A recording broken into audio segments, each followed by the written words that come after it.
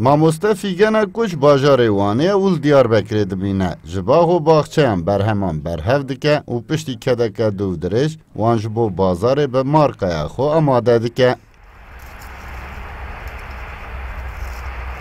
Fîgen Beyaza Açgül dibêje ku piştî ji beşa mamosteyî derdiçe nayê erktarkirin. Lê bi hevjînê xwe re dersxane vedikin û piştî 8 sal wî karî dikin ji ber pandemiyê dersxaneyê digirin û gelek jî deyndar dibin. Lê meraka Fîgen ya li ser tam û xurekan niha wê ber bi serkeftinan va dibe. Sebze halinden getiriyorduk.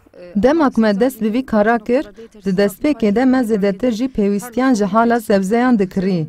Lê pişt re em li gund û baxçeyan geriyan û em niha berhemên xwe wisa peyda dikin.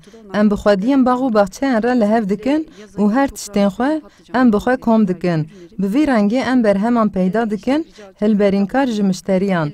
Me bi vî awayê markaya xwe çêkir û her diçe jî bazara me berfireh dibe.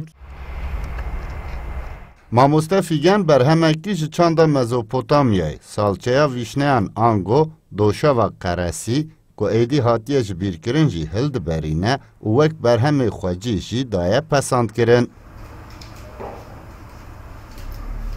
Fatma Baturay û Leyla Güzel jî cîranên Fîgenin û di hilberîna van berheman da hevkarî dikin. Pandemi sürecî de bîna me dabûn.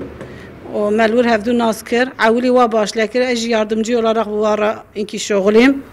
O piştî wî jî wa devam kir hatta vî seviyê wa xwehanî, yani tiştê xweş çê dike, tiştê kalîtelî çê dike. Qaîleke tiştê xweş çêke, yani müşterî wî jê memnûn bibe, ew jî faydalanmış bibe, çevre wî jî faydalanmış bibe. Yani îsal di salem Fîgen mamoste nas kiriye, em tên rîçal çê dikin, turşî çê dikin, ondan sonra makarna, erişte, ondan sonra terhana, konserve, turşu. İşte van tişte hem çetkin, tişte pır düzgünü, tişte pır kaliteli. Fîgen piştî ku zanîngehê ji beşa mamosteyî derdiçe nayê erktarkirin.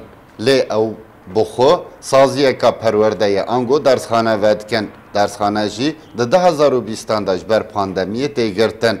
Niha ji berhemên xwezayî bi sedan berhemên xurekan çê dike, hem ji bo hewildoriya xwe hem jî ji bo bazara cîhanê difroşe.